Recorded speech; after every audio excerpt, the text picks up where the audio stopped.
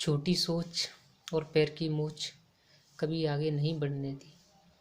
नमस्कार दोस्तों, नाम अंकित कुशवाहा। दोस्तों, आज मैं आपको एक कहानी सुनाने जा रहा हूँ जो आपको एक सही डिसीजन लेने में मदद करेगी।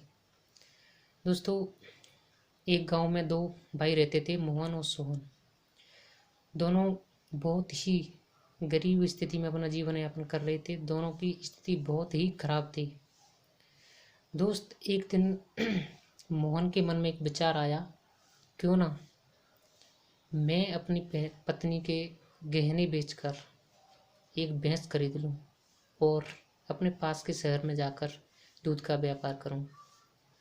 दोस्तों, यही बात मोहन अपने छोटे भाई सोहन को बताता है, क्यों ना हम दोनों अपनी पत्नियों के गहने बेचकर और उससे भैंसें खरीद लें और उन भैंसों से बाजार में ले जाकर दूध का धंधा करें। मोहन और सोहन दोनों बोलते हैं, ठीक है भाई, इस सही रहेगा। दोनों बोलते हैं, अपनी अपनी पत्नियों से जाकर बात करते हैं। मोहन अपनी पत्नी से जाकर बात करता है, बोलता है कि क्यों ना हम तुम्हारे गहने बेचकर एक भैंस खरीद लें और अपने पास के शहर में चलकर दूध का व्यापार करते हैं। मोहन की पत्नी उससे हाँ बोल देती है और अपने गहने दे देती है। और वही बात सोहन अपनी पत्नी को जाकर बताता है कि क्यों ना हम बाज़ार में जाकर अपने गहने बेचते हैं और उससे एक भैंस खरीद लें और भैंस से दूध का व्यापार करें। तो सोहन की पत्नी बोलती है, मैं अपने गहने नहीं दूंगी। सोहन बोलता है, क्यों? बोलती है, कहीं भैंस मर गई तो? सोहन की पत्नी बोल देती है, कहीं भैंस मर गई तो? यही बात सोहन की भी समझ में आ जाती है और वह अपने बड़े भाई मोहन से जाकर मना कर देता है कि मैं आपके साथ इस व्यापार में नहीं आना चाहता। मोहन बोलता है, ठीक है भाई, आपकी जैसी इच्छा, मैं तो इस व्यापार को करूँगा। मोहन अपनी पत्नी के साथ बाजार जाता है और गहने बेचकर एक भैंस खरीद लेता है और अपना दूध का व्यापार स्टार्ट कर देता है। वह 1 साल व्यापार करता है, 2 साल करता है और धीरे धीरे उसका व्यापार बढ़ता जाता है। वह 1 से 2 भैंस खरीदता है, 2 से 3, 3 से 4, इसी तरह वह भैंसों को बढ़ाता जाता है और उसका व्यापार बढ़ता चला जाता है।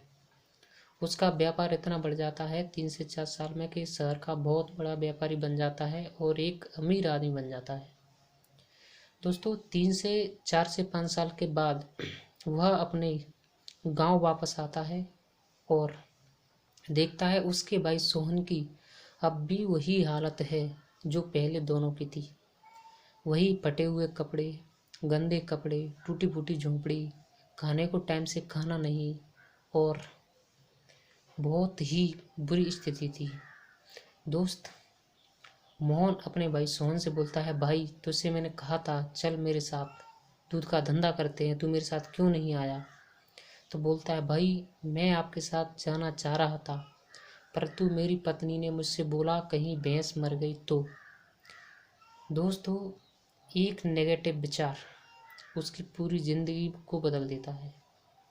उसकी ज़िंदगी में कितना अच्छा हो सकता था, परंतु एक नेगेटिव विचार ने उसकी पूरी ज़िंदगी को बदल ही दिया। कहाँ मोहन पहुंच गया था और कहाँ सोहन था। दोस्तों, इस नेगेटिव विचार की वजह से ही हम असफल रहते हैं। यदि हम पॉजिटिव सोचें और पॉजिटिव सोचने के बाद सही पॉजिटिव काम करें तो दोस्तों हम एक सफल आदमी बन सकते हैं। दोस्तों, इसीलिए कहते हैं, छोटी सोच और पैर की मोच कभी आगे नहीं बढ़ने दी। यदि हमारी छोटी सोच है, हम छोटी छोटी बातों को नेगेटिव लेके बैठ जाते हैं और छोटी छोटी बातों को यदि हम अपने जीवन में उतारते हैं, कुछ बातें ऐसी होती हैं जिनको उतारना चाहिए, बट कुछ बातें ऐसी होती हैं जिनको हमें अनदेखा करते हुए और अपने जीवन में आगे बढ़ना चाहिए। थैंक यू, नमस्कार। आज के लिए बस इतना ही। धन्यवाद।